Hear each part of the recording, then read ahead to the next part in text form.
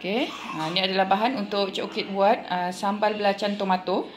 Okey, cili api. Ikutlah kepedasan kita nak banyak mana. Okey, 1 biji tomato. Cik Orchid dah buang biji dia. Lepas tu Cik Orchid potong dadu.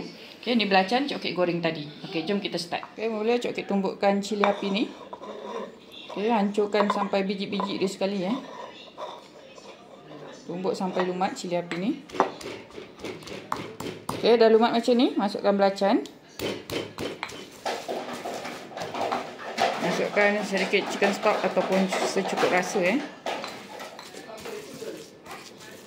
Okey, last sekali masukkan tomato. Okey, tomato ni kita tekan-tekan je gaul macam ni.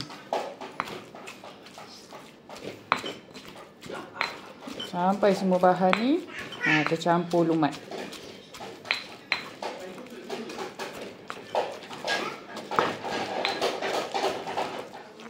Alhamdulillah dah siap pun sambal belacan tomato. Okey, selamat mencuba.